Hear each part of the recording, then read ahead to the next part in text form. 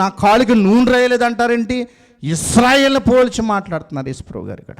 ఎవరిని? ఇశ్రాయేల్ని పోల్చి మాట్లాడుతున్నారు. తప్పిపోయిన కుమారుల గురించి మీకు తెలుసు కదా, తప్పిపోయిన కుమారుని గురించి తెలుసు కదా.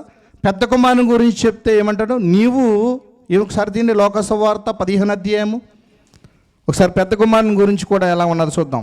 తప్పిపోయిన కుమారుని గురించి మీరు ఉపమానం వింటున్నారు కదా. 15వ అధ్యాయము